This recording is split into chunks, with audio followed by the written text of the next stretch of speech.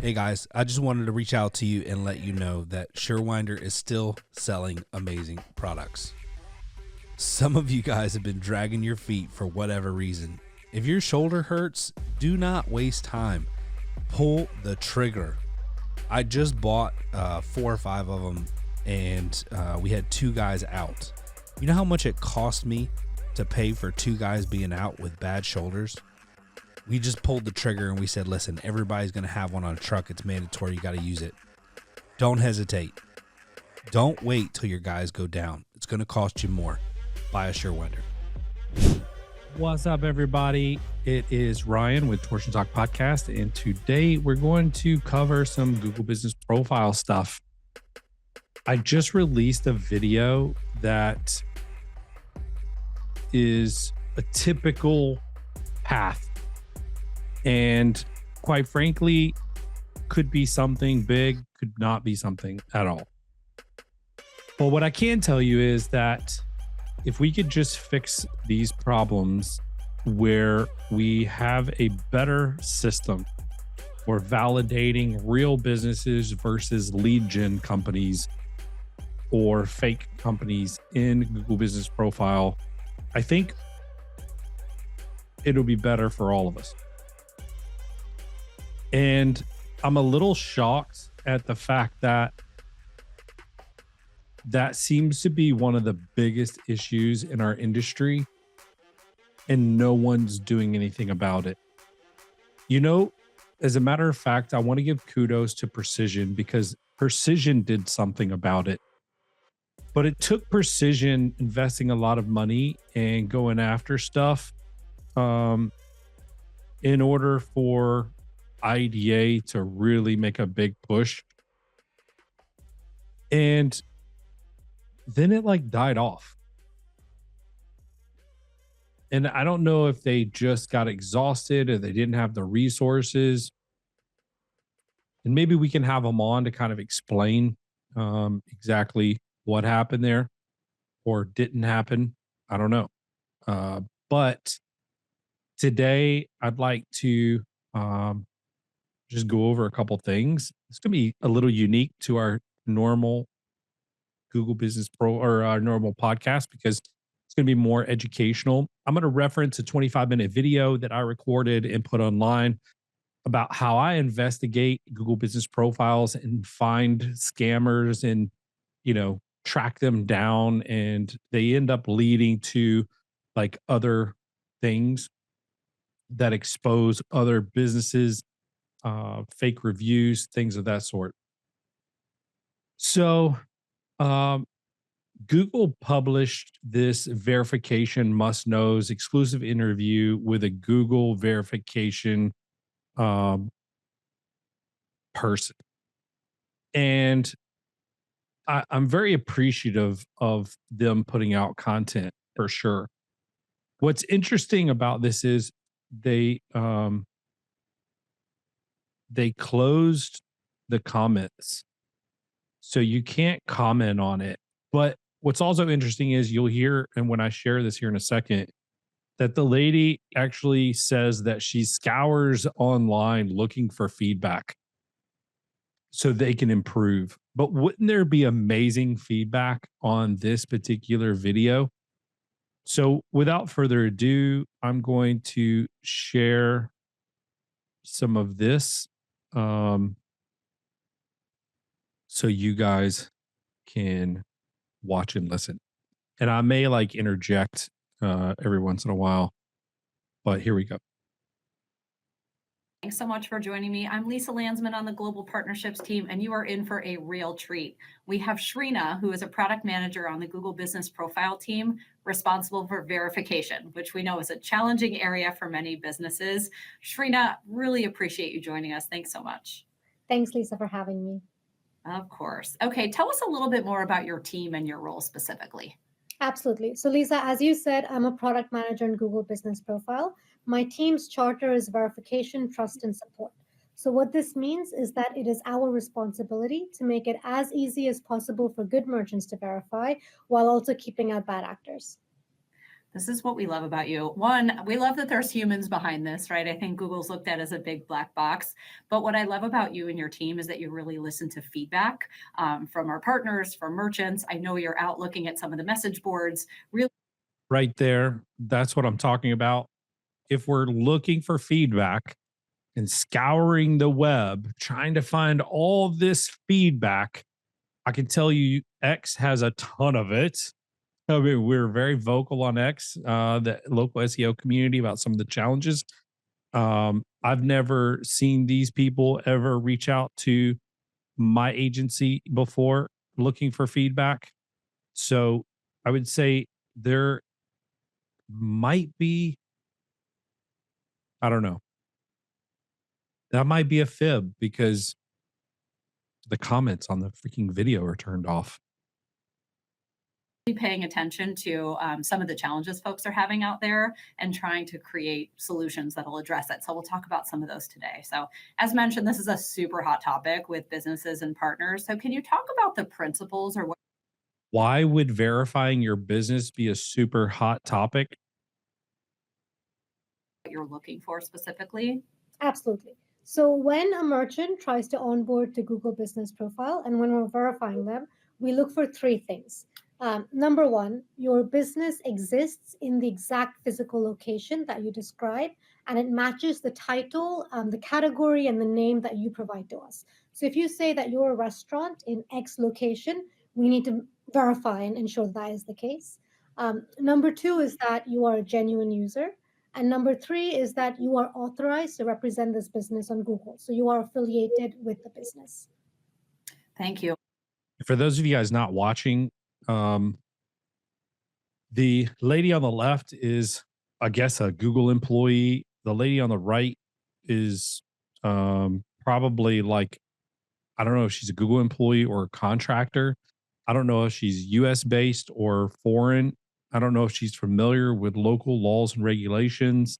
But what I can tell you is the lady on the left, her background has like, looks like sound deafening boards, some noise control there with a nice chair. And then the girl on the right, who um, she has like pegboard wall with a whiteboard and some paneling that looks like it was screwed on. And I'm not trying to like dog the background, but just giving some context to those of you guys who are listening and not watching. Very different backgrounds. Why is this space so challenging and complex? It is super challenging and complex because when you think about it, we're optimizing for two competing goals. So on one hand, we're trying to make it as easy as possible to get as many good merchants on board as we can. And on the other hand, we're trying to make it as hard as possible so that we keep out bad actors. Now, what that means. Now, I agree. I think she seems very genuine. She's probably telling the truth. But let's just say reality is reality, and it is extremely complicated for business owners to get their Google Business Profile up and running. And then if it gets suspended, it is extremely difficult to get it back up. And in some cases, impossible. You got to create a new one, which has happened to me before. And then it just seems like these other guys can get it up, and then no matter how hard you try, they won't take it down, which is crazy. So kind of the opposite of what she's saying. And I'm sure there's like, I'm trying to give the benefit of the doubt. Like maybe there's just a massive amount of spam that they do deny, and it takes, maybe they only, 10% gets through or whatever, but it shouldn't be this difficult for legit businesses. Is that when we do something that makes it easy, we run the risk of making it easy for bad actors as well. When we do something that makes it hard to keep fraud and abuse out, we end up introducing friction for good merchants. And so it's kind of like the seesaw. And we try very hard to find the right point of balance and keep it there. We know that millions of users trust us to provide data that is reliable and credible. So it's a responsibility we have to take extremely seriously. Yeah, I mean, this is challenging. You think about the fact that there's what hundreds of millions of businesses globally, right? We're a global platform. However many of those are on our platform. This is a really big problem to solve. So we appreciate you guys continuing to dig in and figure out how to properly strike that balance and try and reduce some of that friction. So we know you've made some really great improvements recently. Can you talk a little bit about those and how the process has changed, particularly around video verification? Absolutely. As you mentioned, we pay a lot of attention to user feedback. So, for example, last year we learned from our users that it was really hard for them if a video wasn't approved to understand what went wrong and what they should do next time.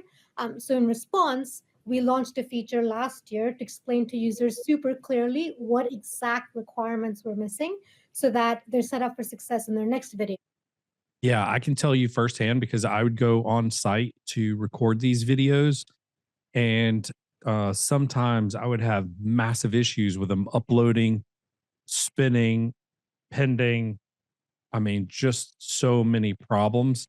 So I am glad to hear that they are addressing some of this and making sure that all the points that they're looking for, which they kind of made known in the initial email, but they've kind of advanced the process to try to make it simpler for slow people, I guess.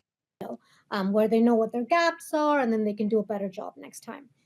We are currently building video previews. So before you submit your video, you can actually watch it through and then double check yourself that you've met every requirement.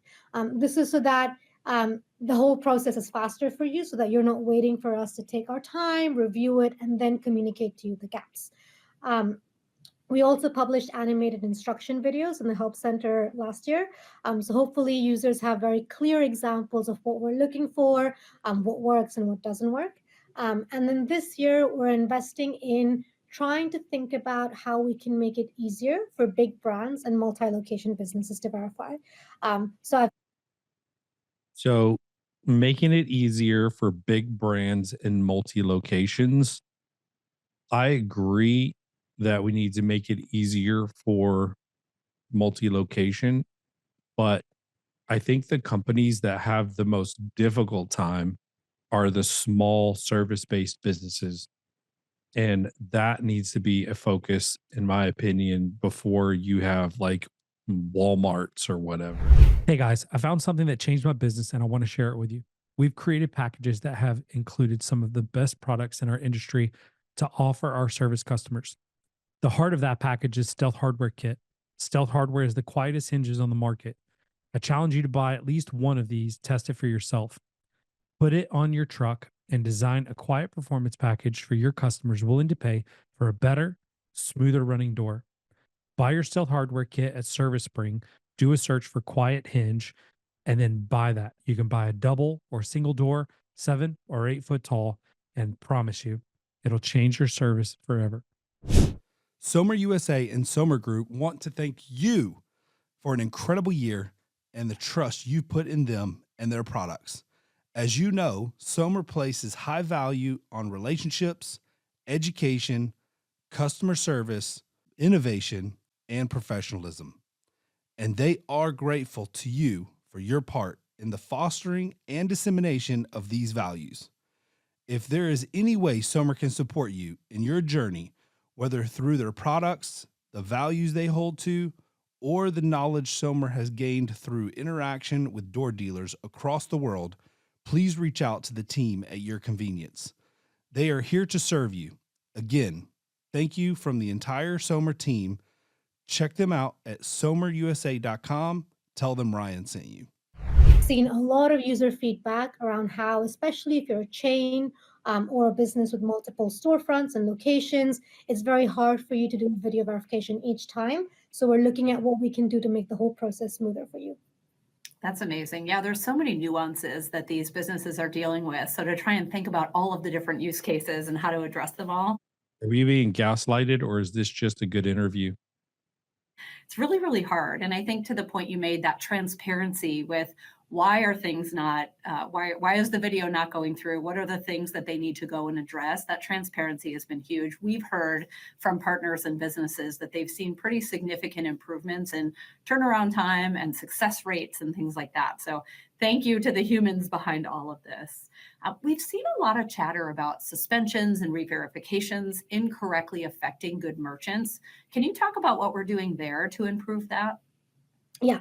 So this actually goes back to my initial point around we try to make it easy for good merchants to come back, but we also have to do everything we can to keep out bad actors. So suspensions and reverifications are tools that we use to keep our platforms extra safe and to add friction so that we can catch bad actors. However, we're aware that unfortunately, this can also sometimes introduce friction for incorrectly flagged good merchants. This is a concern that we are addressing very seriously this year. It is very challenging. Like my 10-year-old business with a Google business profile with over 1,000 reviews that are all legit gets suspended over something totally stupid. And then it takes me 2-3 weeks with intervention. It would have been 4 to 8 weeks.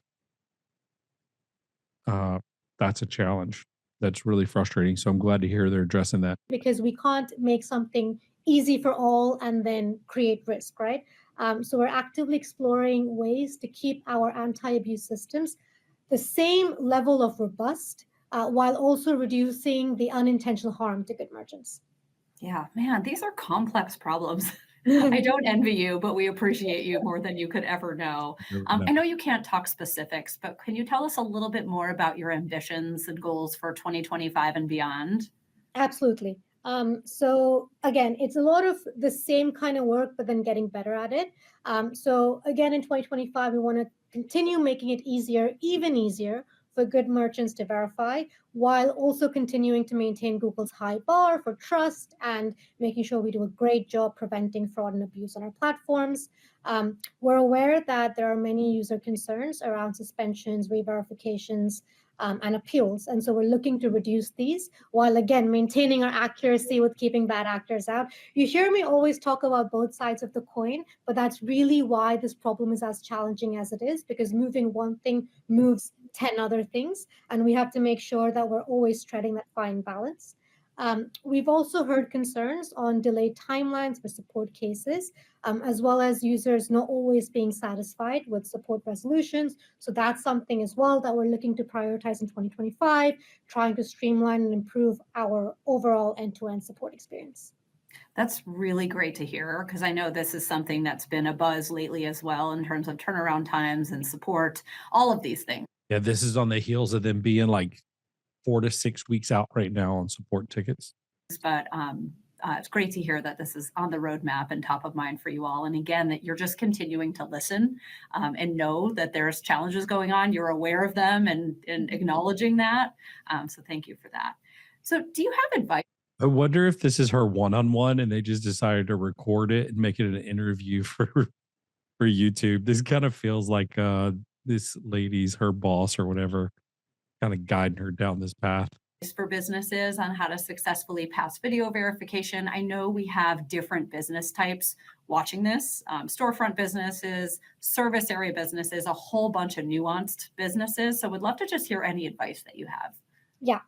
So again, to start off with the principles of what we're looking for, the first one is that the business is what you say it is, and it exists where you say it exists on the map. The second one is that you are a genuine user. And the third one is that you are authorized to represent this business on Google.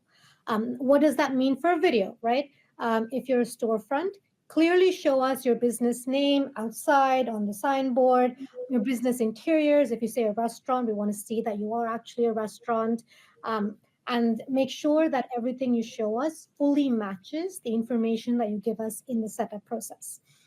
If you're a service area business, you can show us proof of your real world existence in different ways. So for example, business cards, branded vehicle, other forms of business signage, billboard advertisements, anything that helps build our confidence that you are who you say you are. The second one is affiliation. So making sure that you are authorized to represent the business. What this means is that we need to make sure you are not just a random customer or passerby that just snuck a video of a business that you don't own. So show us that you have authorized access. Go to sensitive employee-only areas, use a key to open a door. If you're in a restaurant, then enter the kitchen, for example, operate the cash register, really any evidence that you can manage the business and do things that a random customer passerby could not. If you're a service area business, you can show us different examples. So show us an example of you conducting the service, for example, at a client's location, or your business equipment, tools of trade, anything that builds our confidence that you actually manage this business. How do they know what tools our trades use? That's what I'm interested in knowing. How did they get that education? The last one is location. So show us surroundings of your business, like if you're a storefront, step outside and then kind of pan around so we can see visible landmarks, nearby shops, just things that allow us to locate it on a map. Street signs, another good example. What doesn't work so much is unmarked road or open field or a place that we can't quite pinpoint geographically. So give us enough that we know exactly where in the world you're located in. And then the same advice applies to service area businesses. You can take a video from any location within your service area and then just show us enough visible indicators so that we know where you are on the map. This is really helpful. Thank you. And thanks for all of your insights and transparency today. You know, it's just nice for people to know there's humans behind all of this. As Shrina mentioned, I feel like people are gradually getting more angry just based on her approach with this and taking it out on the Google Business Profile team and making it a not so great place to work. And I would venture to say that there's a correction for that. That is building good systems and processes, maybe including industry experts from the different industries. Maybe they already do that. I know they have Google Business Profile experts, but still, like a lot of them don't even know everything that I feel like a business owner in those industries would know. So maybe having a small group of people in each industry be a voice, I think that would help. there are some great videos on the Help Center, one for storefront businesses and one for service area businesses that give you tips and understand how this process works or to go through this process on your own.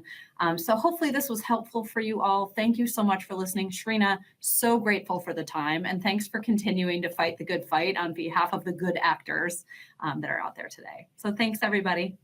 Thanks, Lisa, for having me. Thanks, everyone. Bye-bye. So there you have it.